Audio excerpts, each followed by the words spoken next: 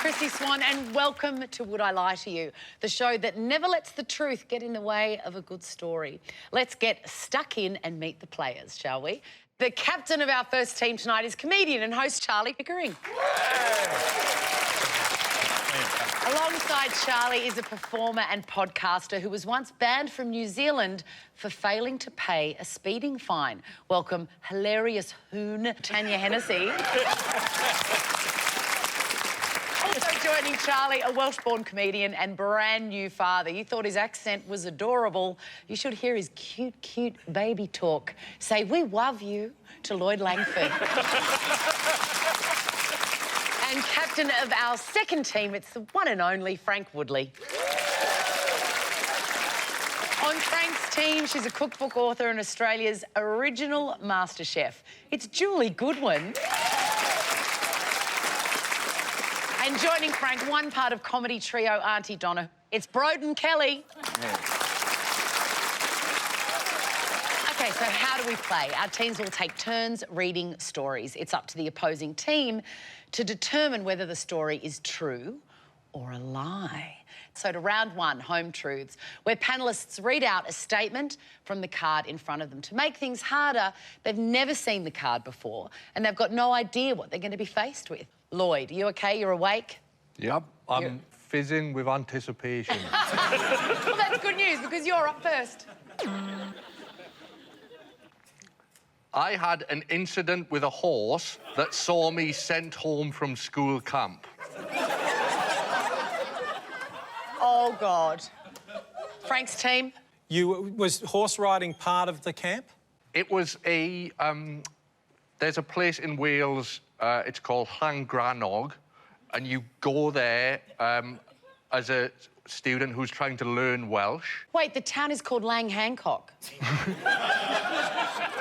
No. It's called Llangrannog. I think Lang Hancock was some kind of old racist guy. That was Gina Reinhardt's dad. Yes. Yeah, I wasn't sent to him when I was 11 years old. Did the horse do something to you or did you do something to it? The horse did something to me, but they couldn't send the horse home. It was a very early instance of victim blaming. I think my question is, pray tell? Like, just tell more. There was like a horseman, you know, like a... A horseman? Like a centaur? You know, he's giving you the instructions and everything of, like, what to do around the horse. You know, there's certain things you shouldn't do around horses. And I wasn't, like, behind the horse. I wasn't pulling on its mane. I was just next to the horse, and the horse bit me on the shoulder. Do you have a scar? It left, like, it broke the skin. Did it hurt? Were you like, ah? Yeah, I was fucking bitten by a horse. I was like, the horse has bit me on the shoulder, and the instructor was like, you have to speak in Welsh. And I was like, There was, like, a lot of excitement. You know, people were laughing, obviously, and enjoying themselves and stuff, and I was quite upset. And then he carried on talking, and the horse went for me again, and he was like, you have to go now. Because you're, like, provoking the horse. Do you have any long-lasting horse phobias? I'll be honest with you, Chrissie. In inner city Melbourne, I very rarely encounter... My day has gone very badly wrong if it's me and a horse. Frank's team, are you buying any of this? He is still cut about his treatment by the horse instructor. Yeah. There's still so much offence there. There's absolute truth coming out of that for me. If this is a lie, it's a brilliantly told lie, executed. I also refuse to take lumps of sugar in my tea. That was good. I believe now, yeah. All right, we're going with true. Yeah, I think so. Lloyd Langford, is that story true or a lie? That story is a lie.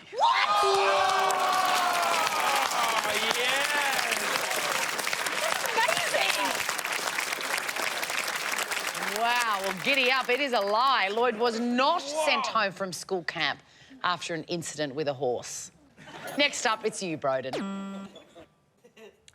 I stalked Frank Woodley.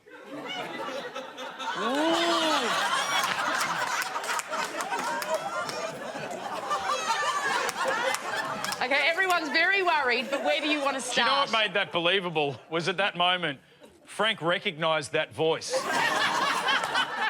So when did you stalk Frank Woodley? Yeah. I stalked Frank Woodley when I was about 8. 8? 8. If this is true, then you've done an absolutely wonderful job.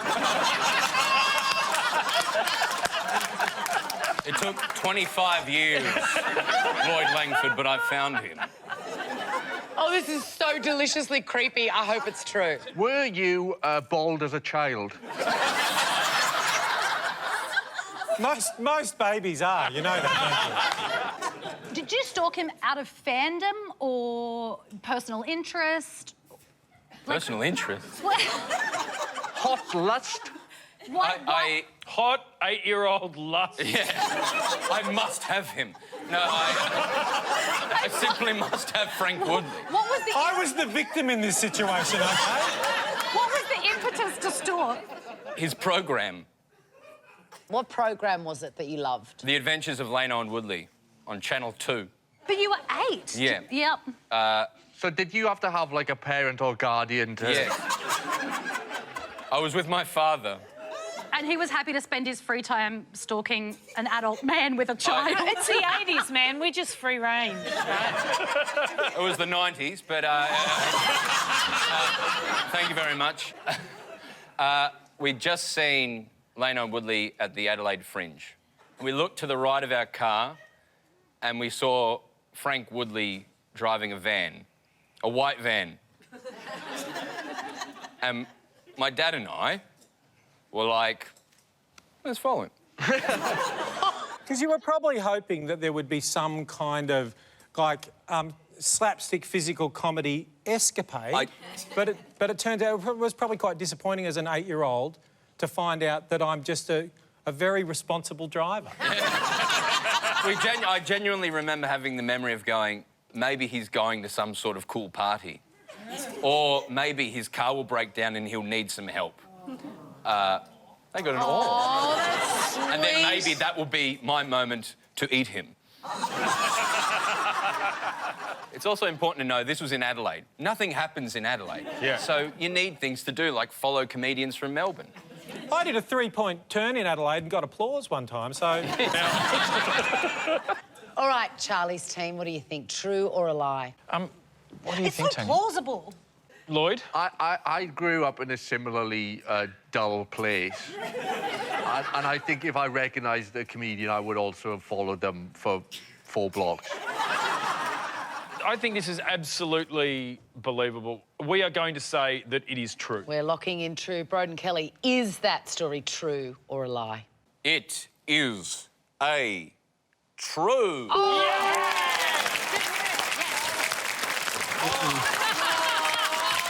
Very nice.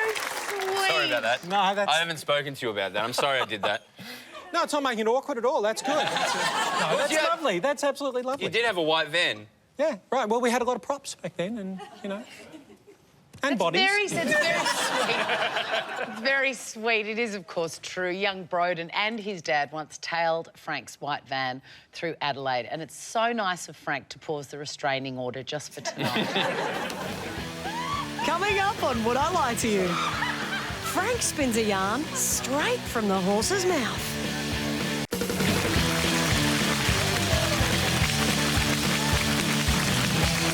And we're back. This is Would I Lie to You? Frank, you are next.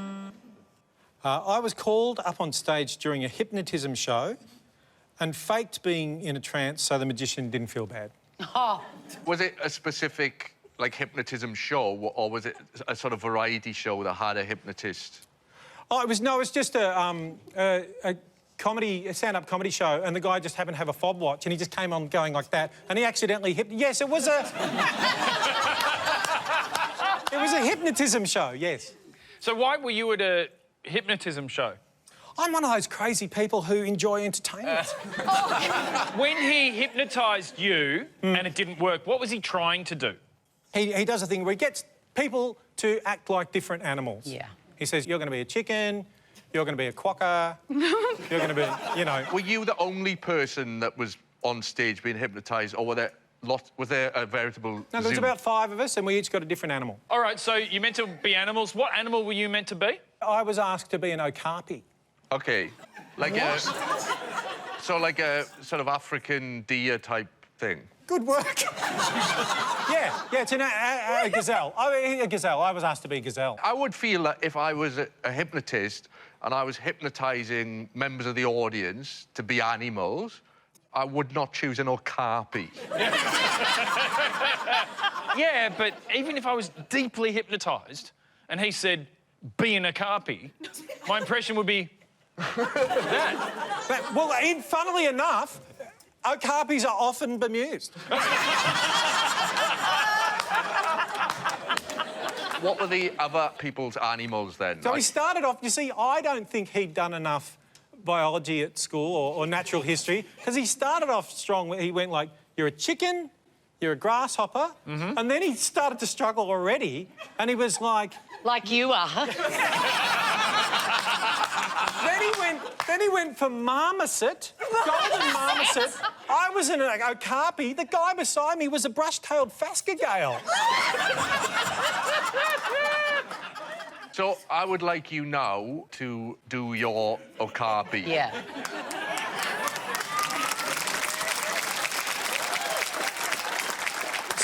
So I felt really embarrassed because I actually wasn't hypnotised. And my first thought was I would undersell it because they graze on the, you know, what do you call it, the savannah. Oh, you know? okay. So I was just going to go like this. Yeah. That's an okapi. That's good. But then I thought they need a bit of gazelle in there. So then I went for the...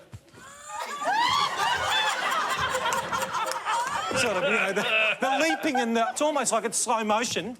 Yes, yes. I went for that sort of... I mean, having never seen an okapi before in my life, that is uncanny. Yeah. Do you think that he knew that you weren't hypnotised, or did you fully convince him? I think he believed I was in. So you went for mid-range okapi? Yeah. Well, you didn't go full okapi? Oh, no, that would involve goring someone.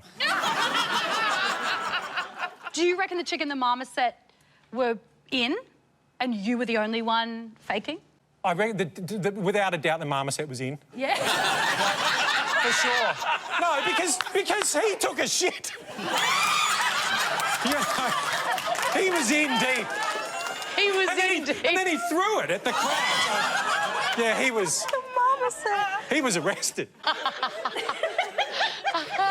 OK, Charlie's team, we're going to need an answer, or you know what he's going to do. True or a lie? Are you buying this?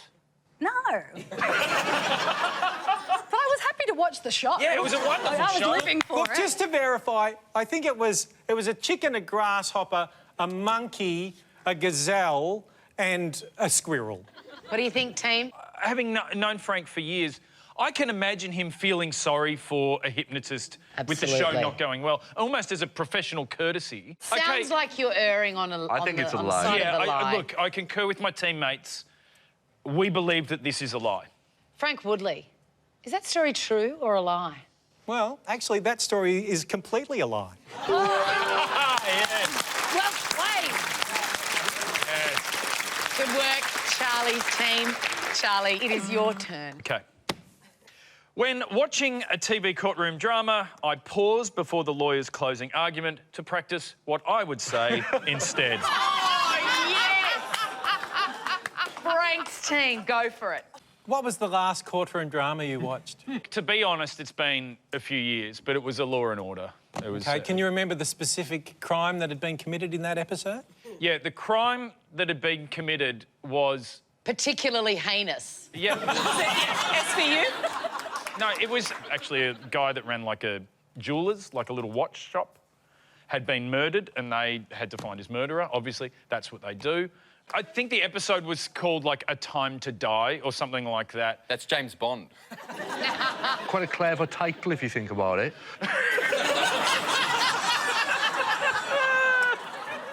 Because... Time to die. Yeah. When you deliver your final... What do you call it again? You call it a... Well, it's a closing argument. When you deliver your closing argument, do you do so in front of your whole family? Like, do you stand up and do the whole... Not normally, but I have done it in front of my family. Yeah, absolutely. Give me an example of a closing argument that you did for that particular crime. For that particular crime, You can approach the bench. it depends. I didn't on this occasion, but often I'll go a little bit Southern lawyer. Oh, yeah. Yes. You know, so sometimes I get into character and go, ladies and gentlemen of the jury, you've heard a lot from my learned colleague on the other side. We're talking Southern Italy, are we? Ladies and gentlemen of the jury. Objection, Your Honour. What is your success rate? Yes. Yeah. Have you ever swayed the outcome? You said you've done this for your family, for your wife. Do you have kids? Yes, I do. Great. Do you have kids? No, we just got a dog. Great. I've got a dog too. So there was the one where you... What kind of dog? I remember when this was a game show. That was fun. What do your kids do when you pause it and go, kids, I got this? My kids are 8 and 2. They are way too young to watch Law and Order. All right, we're going to need your verdict, guys. Is it true or a lie? Look, it does sound like fun. Yeah. It does sound... I can imagine Charlie subjecting his family to that. Yeah, I can I as don't well. know if I'm meant to appreciate that or find that hurtful. I believe he has 2 kids for sure, yeah. 2 and 8's a long, you know, break between kids. Because of the way that he behaves in front of his wife, I don't think that's surprising.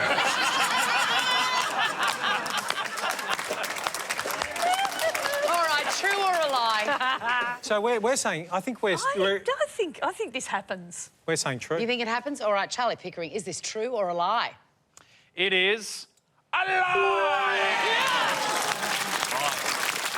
He doesn't have kids at all. Time for a break. We'll see you soon on Would I Lie to You?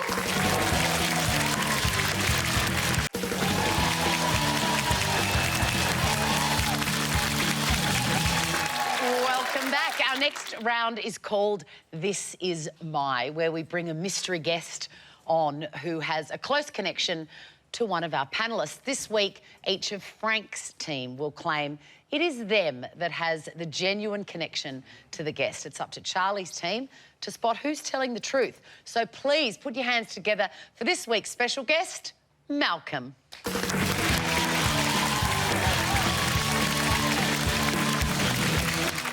All right, Julie, who is Malcolm to you? This is Malcolm, and I once agreed to slather him head to toe in goose fat ahead of an open water swim. I was very sick and the doctor said that the treatment should be to cover my whole body in lard, and I went downhill very quickly after that. Yes. Broden, how do you know Malcolm? This is Malcolm. He taught me a life-changing teabag technique. Frank, who is Malcolm to you? Well, this is Malcolm, and he botched the installation of my cat flap. So there we have it. Is Malcolm Julie's slippery swimmer, Broden's teabag teacher, or Frank's cat flap failure? Charlie's team, why don't we start with Julie? Julie. Yes. What was the swim? Malcolm's part of my ocean swimming group called the Scozzies. So we swim about 3 mornings a week. So that's always open water out into the ocean. But the swim was a charity swim, so he was going a lot further. So he obviously needed to, you know, be warm. in duck fat. What is duck fat? Putting duck fat on a person a thing? Goose fat.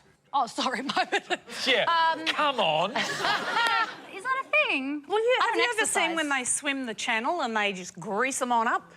It's to keep them warm. How far was Malcolm swimming on this occasion? It's 10k by road, but I think it's about 8 in the water. So it's a significant swim. Up and back or just down there? Just up. We had a boat up there to collect. Okay. I think he came back. Yep, that part of the story does check out. All right, let's move on to Broden. There are two very different types of teabagging.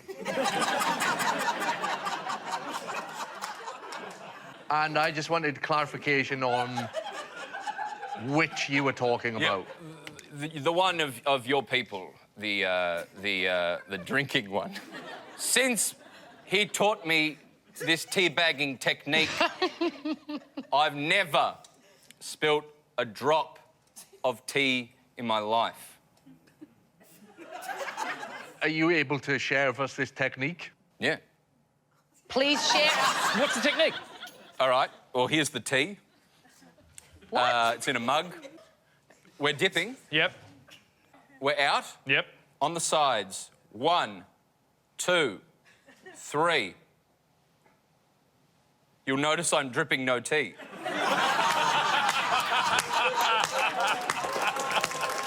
That is amazing. Wow. So hang on, it's 1, 2, 3. On the touches side on the of- side of the lip of the cup. Yep. And that is enough to drain off excess liquid. Do it at home. You will not have a drop of tea fall anywhere between you and the bin. Frank, remind us again who Malcolm is to you. Well, to me, Malcolm is the gentleman who botched the installation of my cat flap. Do you have a cat? Not anymore. Got sliced After in the half. installation of the cat's guillotine. Yes, is the answer. I probably should say. So the cat flap, where is the cat flap installed? Or where was it meant to be installed? Well, in the back door, going out into the garden. Okay. And he put it on, what, like the oven? No, he's my wife's nephew, and he'd come up from Colac, so he's staying with us, and he works on a farm, and we had a cat flap delivered, and we were like, we were going to self-install it, and he said, I can do that sort of thing. And we said, can you put it on the glass door, because that's a bit tricky? And he said, yeah, that won't be a problem. But he put it on the door, but instead of putting it either to the right or in the middle, he put it to the left-hand side, and it's a sliding door. Like, the cat could come in and out, but we couldn't after that. So then he actually installed a human flap. Which, are you allowed to say human flaps on... I'm not sure if you are, but... well, I put some goose fat on and I could get out through the cat flap. Hey, is he an air tasker? How do you know Malcolm? No, he's the nephew of my wife, and so he was just staying with us. In come fairness up to from Colac. Malcolm, that makes him also your nephew. Yeah, but I don't care for him. So, obviously, your wife is more familiar with him than you are, Yep. having known him longer. How did she react to what is objectively a horrific job of installing the cat flap? She's so nice, my wife, that she just basically went, don't worry, we all make mistakes, and, thanks for trying, and, she was lovely, actually. And when Malcolm was not around, what did she say to you? She just said, what a cunt.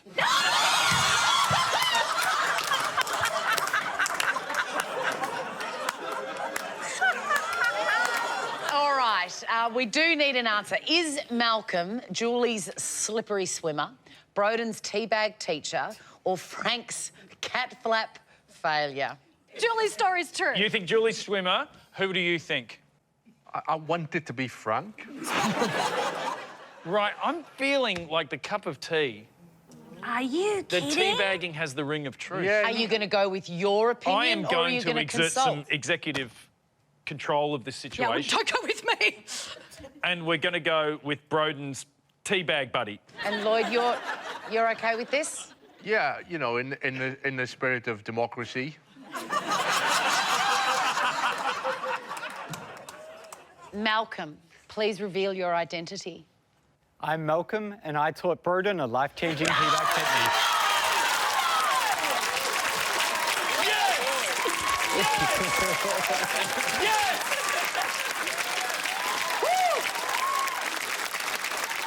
Malcolm taught Broden the teabag trick. I'm sure you've got other talents as well, Malcolm, but I guess we'll never know. Thank you so much for your service, Malcolm. Put your hands together for Malcolm. Thank you. I'm releasing you now to go and make a cup of tea and check it out. So stick around for more Would I Lie to You afterwards.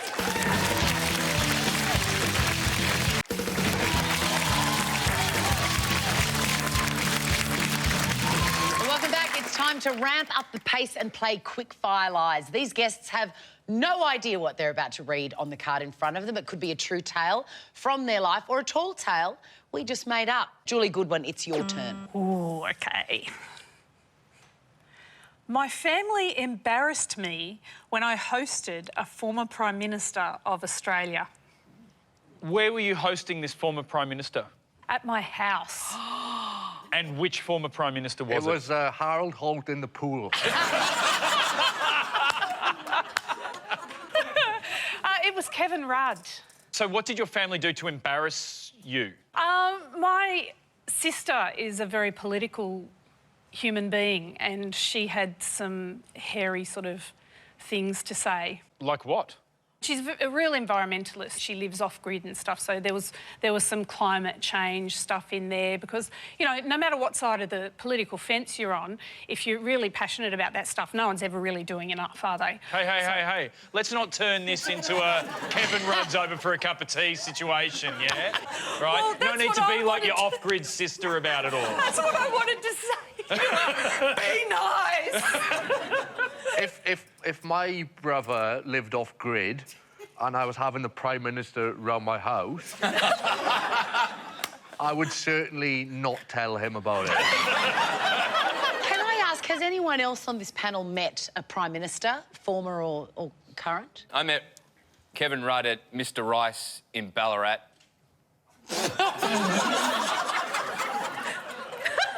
Sorry, can we do one lie at a time, please? So, Mr Rice is a restaurant? $5, you know, honey chicken rice situation, 2008.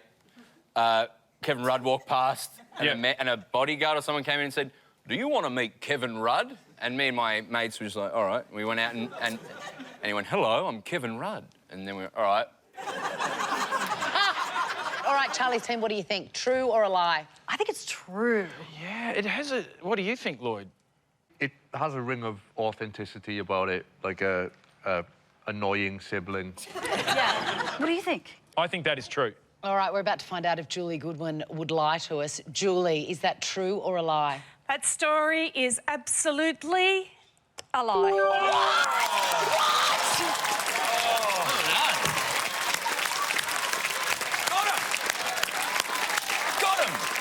That was good. Yeah, you're very good. You're very good. My sister's gonna kill me. You don't know the damage that you have done now. Because I'm going to get home, I'm going to look at your cookbook and I'm going to go, it's bullshit. That is a lie. All right, next up, Tanya Hennessy. Oh, my masseuse fled in shame after our session together went 5 times longer than scheduled. What was the initial unit of time that you agreed to? 30 minutes. I just said, just give me a tight 30. How long did it go for then? 2 hours. 2.5 hours. We're not asking you, Lloyd. I mean, can I just say, before we get into the fact that those 2 answers were different, really impressed. You really started to pay attention. It's warmed up. So, is it the masseur just keeps masseuring? Yes. Massaging? Yeah, and I was just laying there. I kind of... You know when you blank out and, like, you know when they start massaging your head and you forget what year it is? You know that, and you're like... And so I was like... I had no concept of time. I was like, oh, yes. But I was just, like, happy for the experience. Like, I was like, you do you. You wouldn't want to kind of open your eyes and look over and he was doing him. Anyway, so then someone knocks at the door. This is how it ended, right? Someone knocked at the door and they opened it and said, "Maria, not again." And she ran. Where did she run? Was she really a masseuse? Like, she ran, and, like, the way she ran was like, I've done this multiple times and I can't not have a job. Just you know? over-massaged people. Yeah. Just and massage them and red it raw. wasn't even like... like, there's only so much you can massage on a person, so I was getting very detailed toe and finger sort of situations. I guess you kind of shift from a point of being relaxed to being concerned. Yes, I was like, oh, it's going for too long, but I'm also like, I love money, like value for money. You know, I always fly Jetstar. Yeah. Right. I flew on Jetstar one time, and the plane went up and started doing, like, weird circles, and I hear someone yell out, Maria, not again! She just scurried out of the cockpit. She ran. True or a lie? From Ms. Tanya Hennessy. I'm thinking lie. Okay. Is that... You do you. We're locking in. Maria, not again. Maria, not again. Tanya Hennessy. Yes. Is that story true or a lie? Well, it is, fortunately and unfortunately, very true. It is true. During Tanya's massage, her friend presumed her missing. I'm glad to see it had a happy ending. Stick around for more Would I Lie to You?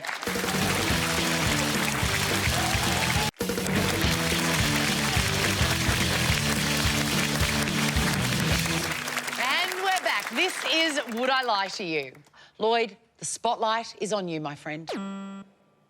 I accepted an invitation for a 3-course lunch at a stranger's home after they raised concerns I was undernourished. All right, Frank's team, where are you going to start? So where did you meet the stranger? A place called New Zealand. OK, and what was the context that you came in contact with this stranger? I was doing a comedy festival in Auckland. This stranger sent an email to my manager and said, we see that Lloyd is in Auckland. We think he's missing his mum's food. Does he want to come round our house for lunch? They didn't think you looked particularly emaciated or...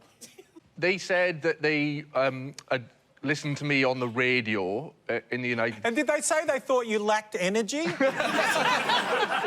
But the thing is, Lloyd, I kind of believe you because people send me super weird emails as well. Like, someone asked me if they could brush my hair, if I could have a shower with them. Have you got the feet guy? Yeah. Yeah. Yeah, I've got the feet guy. Have you, Julie, got the feet guy? I feel really left out. No. I got the feet guy. I am the feet guy. What happened? So we had an email exchange before I went there. One of the things I did was I got their address and I looked up their house on Google Earth. Smart. Yeah. There was no visible sex dungeon. I was also scared. So You were scared, yeah. the lady picked me up from my hotel and she said, I'm very good friends with a comedian in the United Kingdom. And she mentioned the name of this comedian. And the only thing that I knew about the comedian was that he, like, goes to orgies.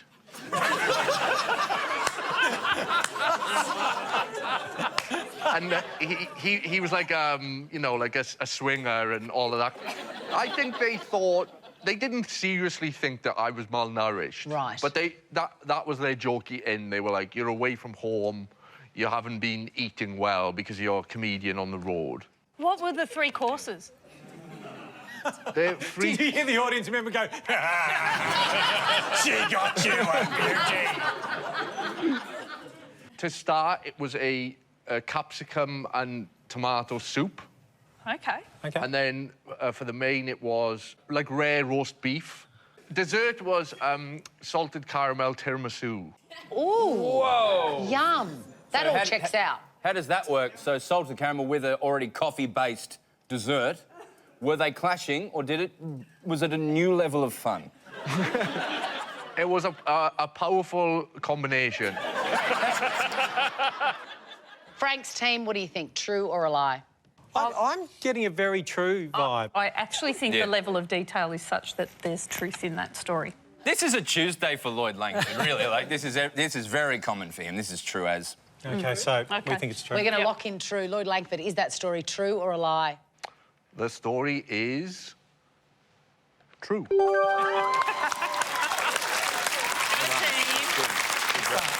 You cheeky squirrel. Do you remember their names? I do remember their names. I'm still in touch with them. I often go around there for food and intercourse. Well, surprise, surprise, it is true. On tour, Lloyd was invited to share a meal with a fan after she was concerned that he wasn't eating right. Sometimes it pays to look like an extra from an Oliver Twist movie. OK, Broden, it's your turn. I was sacked in the first week of landing my dream job as a character on a ghost train. Oh, the tragedy. Charlie's team, where are you going to start? Why was that your dream job? I've always dreamed of being a fuck-up. No, I've always dreamed of working on a ghost train, ever since I went on a ghost train. Where did this happen? At the show. No, I mean, geographically. The show grounds. Were you the operator or were you like a live action ghost man in the ride? We rotated from the person who puts you in the train to the guy who stands on the ramp and goes, ah. And was that an accurate representation there of your scary noise? Yeah. I can kind of see why you were fired. He had a spectrum of horror, we called it. Can I just hear it again? Yeah. Ah. I presume that we're is pretty kind- low on the spectrum. Yeah. I think that's terrifying because you think the person behind you is about to vomit on you. A couple of kids coming through, they get the, yeah. But for a couple of boys, you know, going to the show with their mates, you give them the, I'm gonna kill you. Charlie's team, what do you think? Is this story from Broden true or a lie? I feel like he did this for sure. My only issue is I don't reckon he did the ride as well. Because you were either entertainment staff or like mechanic-y. You don't do You both. believe in a division of labour between those who fright and those who drive. Yes. You rate too highly the carny. It's a lie? What do you think? Yeah, I kind of agree. You wouldn't be operating the ride and being this spook. You both think it's a lie? And it's Yeah. not... He wasn't a very good ghost, was he? I think it's a lie. I don't know. You do it. I'll be honest with you. I'll be completely frank here, right? Yeah. Whether we win or lose this today, I'm not that fussed. Yeah. I'm gonna go along, despite how little Lloyd cares.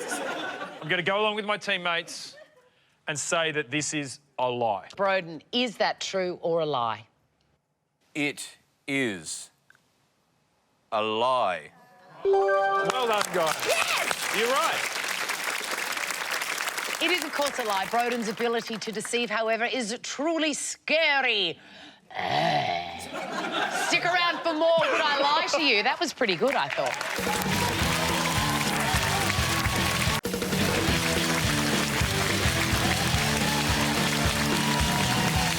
Welcome back. Next round is Could It Be, where our teams are given a general statement that has absolutely nothing to do with them, but they must decide whether it's lies or legit. Frank's team, you're up first, and your statement is the game of limbo was a demonstration sport at the 2016 Rio Olympics. True or false? Feels plausible. It's a genital-first sport. You know what I mean? Yes, Yeah, it is. Genitals first. Yeah, it's a genitals-first sport. No, that's a good point, because I actually used to find it very hard to win limbo because I loved it too much. But it feels too much like a party game to me. Like, it's, in terms of, it's not, is it a sport? Feels more like, are they going to be doing pin the tail on the donkey or, you know, musical chairs next? There'll be drug testing for red cordial. Like, Yes. it feels... No, but I think it's like they've already got the equipment. It's just you get the high jump bar and you just notch it down progressively. So you've got the bar ready to go and with exact measurements on the side. I don't think you would notch it down progressively, because otherwise, like, the first few attempts, they're going to be so easy. Yeah. They could do limbo hurdling as well. Just like...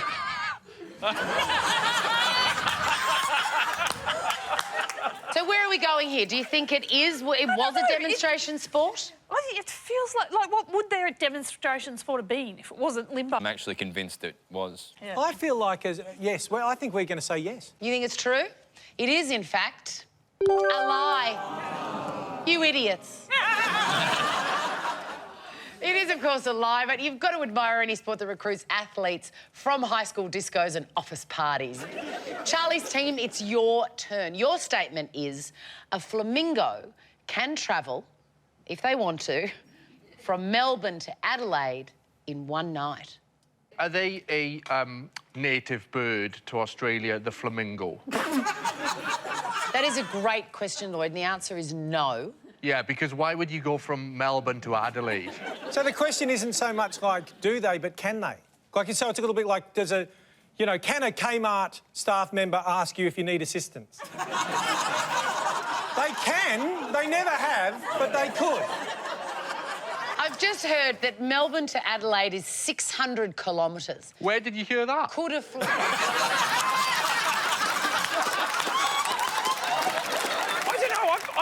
I reckon they can fly. I reckon they can do it. Yeah, lots of African birds migratory, and they travel much further distances than a Jetstar flight. This fact is true or a lie? We reckon it's true. Absolutely true. It is, in fact, true. Yes! Well done. Flamingos can indeed travel roughly 600 kilometres in one night, or the distance from Melbourne to Adelaide. That noise signals that time is up. What a shame. And at the end of the show, I can reveal that tonight's winner is Charlie's team. Yes! Come on! Yes! Lloyd, congratulations. That's it for Would I Lie to You? Thank you so much for watching. And remember, speak truth from your heart and lies through your teeth. Good night.